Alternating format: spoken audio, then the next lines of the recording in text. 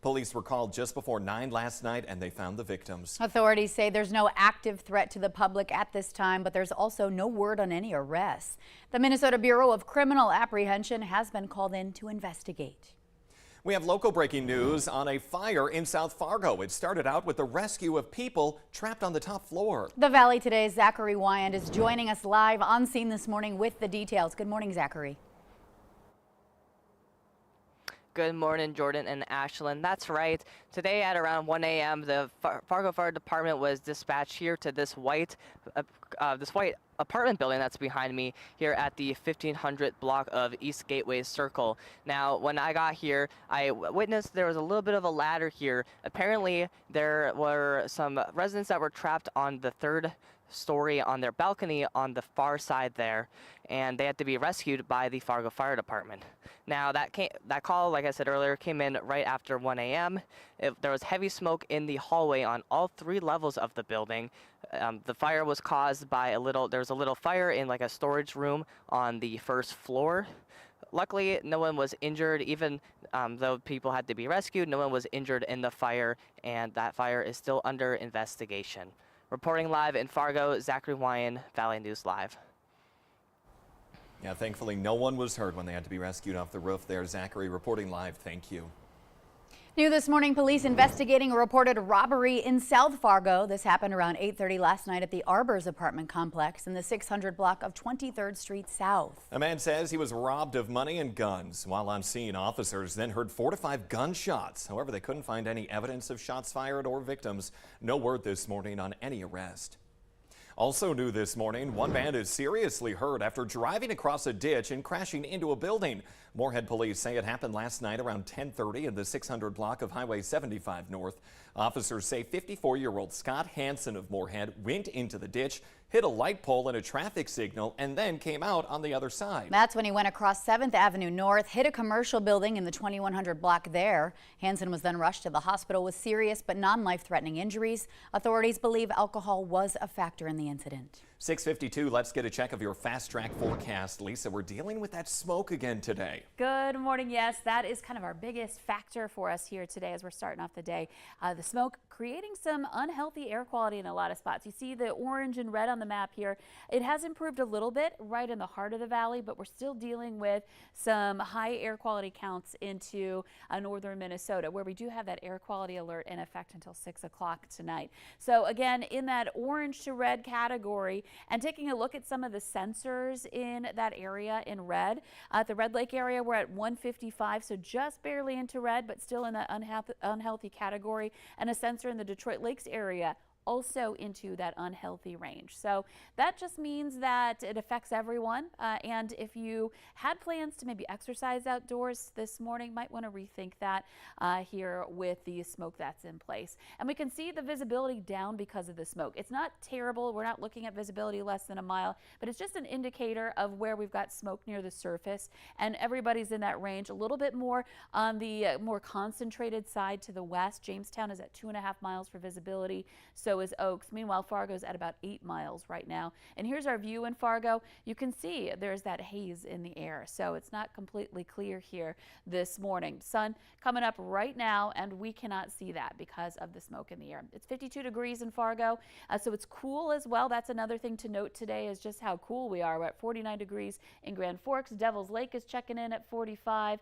We're at 46 in Jamestown, and some of us still in the 50s. Fergus Falls and Bemidji at 55 degrees. With the system that caused all this change moving eastward, the rain, the clouds moving on with it, we'll have some smoky sunshine here for today. Here's a look at our bus stop planner. Maybe you were just watching and saw us turn from night today. That's because the sun's now officially up in Fargo.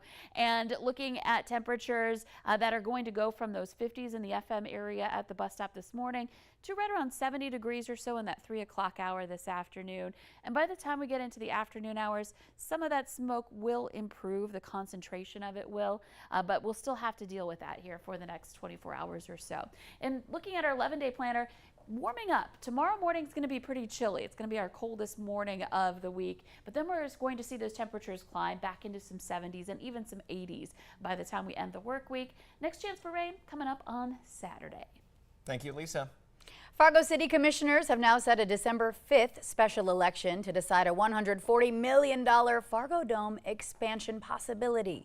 The city now proposing a quarter-cent hike in local sales tax and a 3% increase in the lodging tax over the next 20 years in order to pay for the project. The proposal includes a 90,000 square foot convention center, increased parking, more restrooms, and an expanded concourse. The proposal needs a 60% vote to pass. Tax increases would then start next April. Construction would start as soon as winter of 2024. Minnesota Governor Tim Walz is considering a special legislative session to address the school resource officer issue that's now come up across the state. He talked about it during a break from welcoming students back to class at a Twin Cities school yesterday. East Grand Forks became the latest school district just last night to pull SROs from schools because of a new state law that now restricts how officers can restrain children. When the Minnesota legislature sees the negative outcome of its recent action and restores appropriate use of force to school resource officers, we will be able to reinstate the memorandum. Moorhead Police were one of the first departments in the state to pull SROs this fall. The Clay County Sheriff has also taken officers out of schools in DGF as well as Ulen-Hitterdal. The Fargo Park Board now moving Susan Faust into the role as interim executive director after firing Dave Leaker. The board voted unanimously June 30th to appoint Faust and another deputy director to co-lead the park district. But now they say they're having two leaders that causes inefficiency. Leaker was fired earlier this summer after a 4-month performance improvement plan. The U.S. government is suing a Fargo company that makes forced reset triggers for guns, claiming those devices essentially make the weapons into machine guns and that the company told customers the devices are legal. Automatic weapons have been a hot topic since July 14th in Fargo when a man ambushed police officers, shooting them with a semi-automatic weapon equipped with a binary trigger. The company is called Rare Breed Triggers. It was formed in Florida in 2020, but according to the lawsuit, they reincorporated in North Dakota. A forced reset trigger means that when a person pulls the trigger, it automatically resets, allowing a user to simply hold that trigger for continuous shots. It's similar but different than the binary trigger that was used by the Fargo police shooter. That one fires one round when it's pulled and another round when it is released. The government says the Fargo company places customers at risk of prosecution and that they should stop making the products. However, the company says the products are legal. Water restrictions are now in place in Hawley, Minnesota, not because of unsafe water, but because of water tower maintenance that's been going on for now about a month. People have not been able to water their lawns, flowers, or plants for the last 36 days. The city says the contractor working on the tower has up to 70 days to complete that project. Meanwhile, the city of Battle Lake, Minnesota was also seeing some water problems. Too much fluoride because of a pump issue. They issued a do not drink advisory on Sunday. However, this morning that issue has since been resolved and tap water is safe to use again. You do need to flush your plumbing though for about 5 minutes by running each faucet in your home with cold water. Also throw out any ice that was made during the last 48 hours and then contact your healthcare provider if you have any unusual symptoms from a possible fluoride exposure.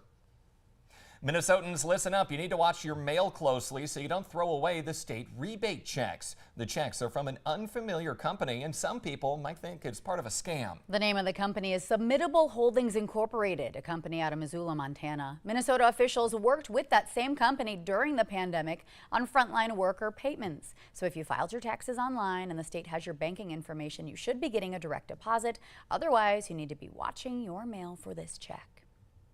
4 Moorhead kids are back in business on their bikes after some summer burglaries. Moorhead's Police Athletics and Activities League replaced the bikes for a family that had all of their bicycles stolen. The donation was the last giveaway of the year through the group's Bikes for Kids program. This year, they gave out 64 bicycles with help from people who donated their gently used bikes, and then the Moorhead Shield store tuned up those bikes before the giveaway. They still have some time to get outside and have some fun before the season changes here. The Today Show and CBS Mornings are just about to start, but the Valley Today rolls on. Thank you so much for waking up and joining us here on the Valley today. We so appreciate it. Take care. Be safe. We'll see you guys next time. Thank you for joining us. My name's Ashlyn Hill. And I'm Jordan Schreier. Have a great day.